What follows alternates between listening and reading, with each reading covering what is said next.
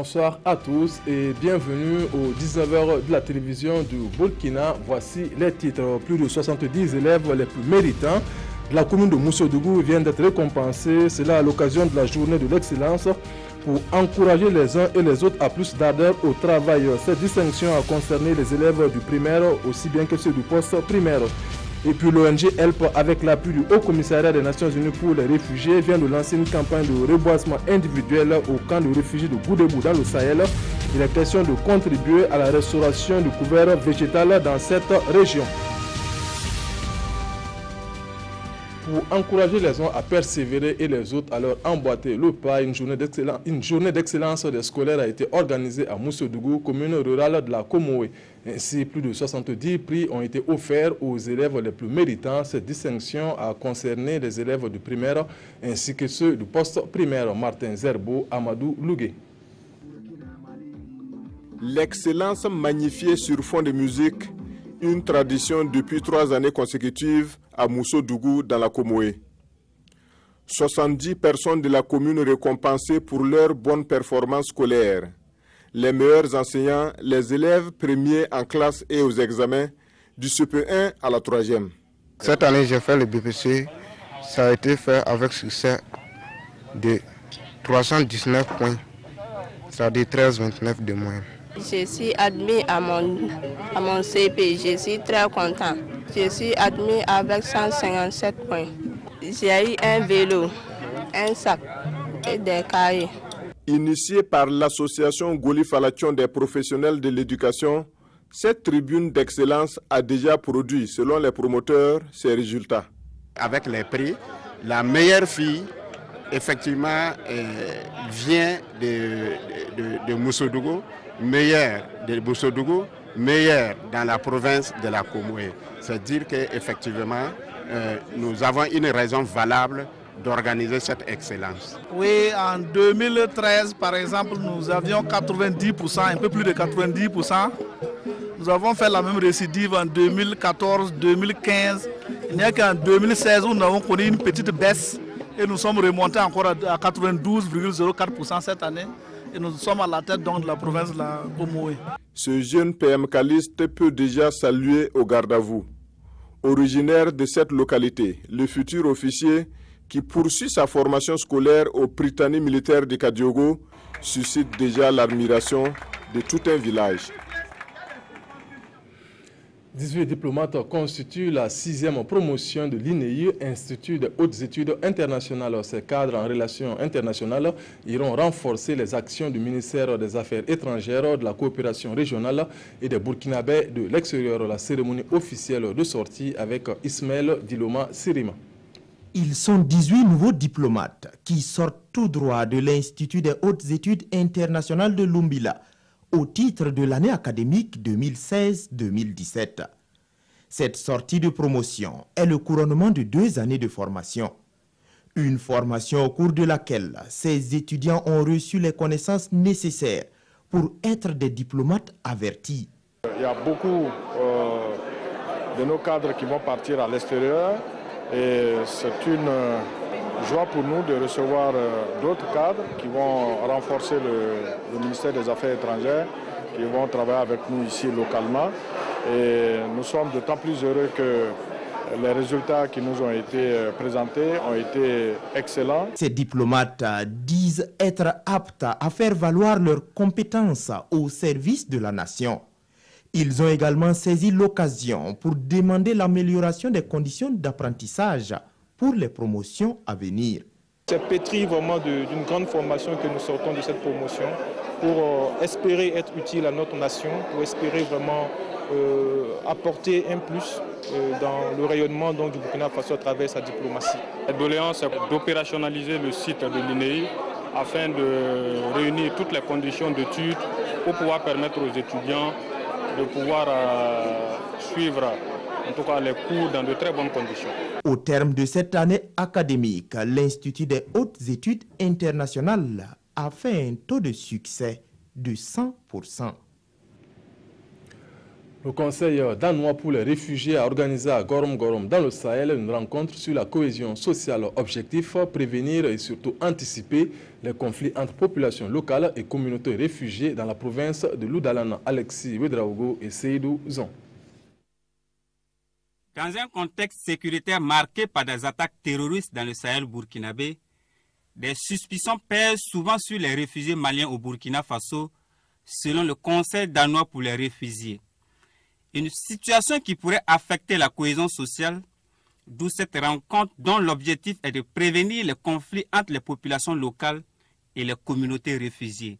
Ce n'est pas parce qu'il y a un problème particulier, mais il faut quand même prévenir, parce que c'est nous dans l'administration, on dit toujours qu'il faut anticiper. Cette rencontre va servir de cadre aux populations locales, aux communautés réfugiées et aux autorités de la province de Loudalan de discuter des causes, des faits et des conséquences des conflits communautaires. On est venu depuis 2012 jusqu'à nos jours. On n'a pas aucun problème. On est là, on fait des activités. On souhaite aussi que les choses soient toujours comme ça, jusqu'à le jour qu'il y aura la paix au Mali et au retour.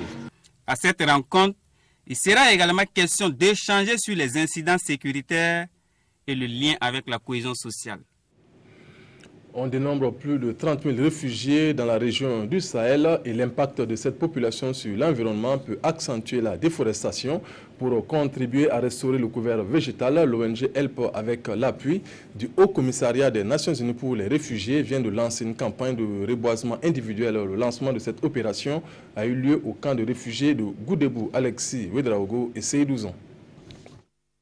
Cette remise symbolique de plants marque le lancement officiel de plantations individuelles ici au camp de réfugiés maliens de Goudebou. Un peu comme ça.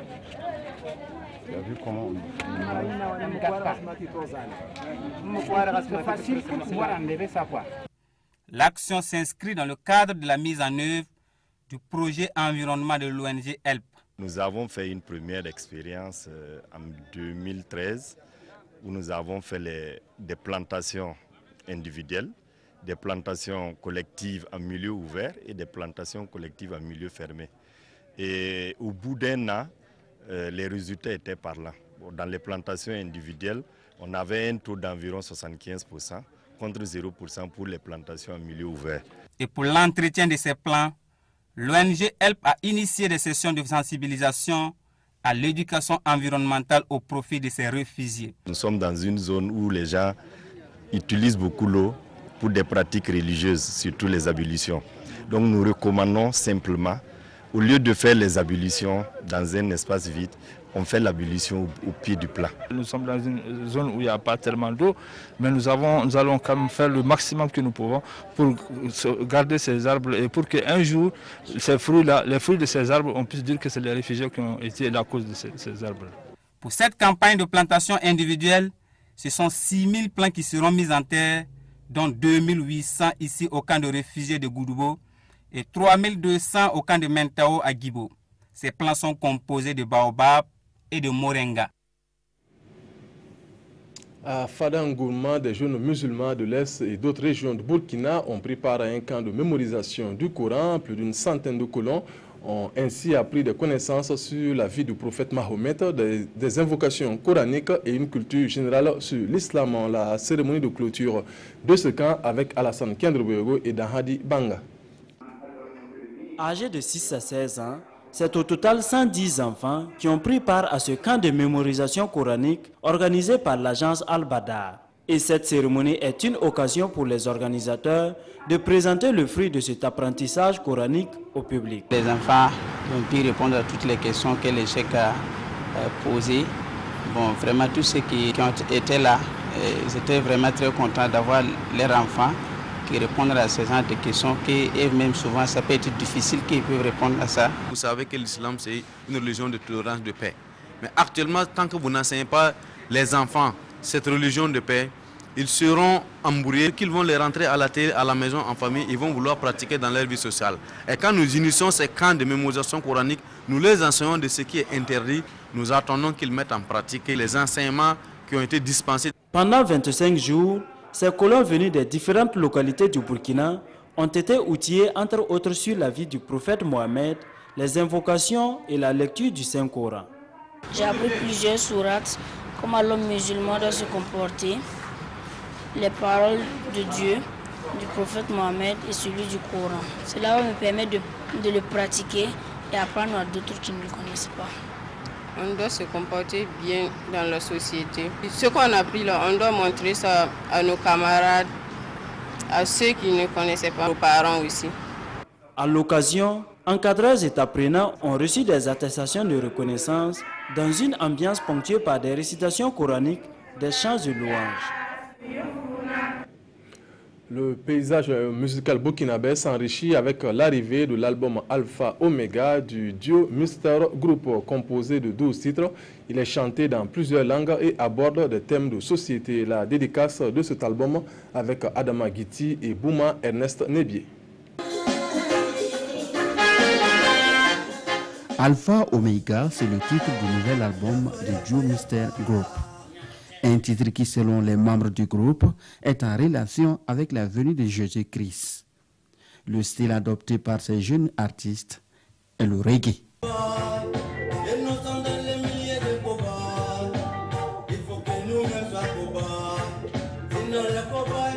Voilà, c'est pour vous annoncer le retour de Jésus-Christ citoyen. Bon, on ne peut pas fixer l'heure par des dates. Composé de 12 titres et chanté en moré, djoula, français, anglais et en arabe, l'album traite plusieurs thèmes comme l'injustice sociale, la liberté et la détermination.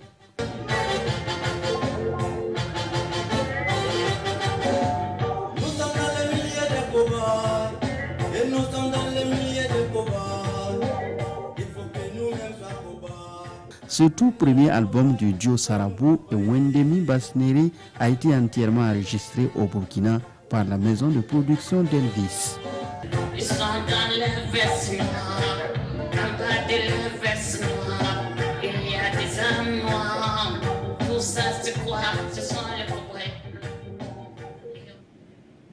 C'est la fin de cette édition. Merci de l'avoir suivi. Le 20h, c'est avec Fousseni Kindo. Bonne suite de programme. Bonsoir.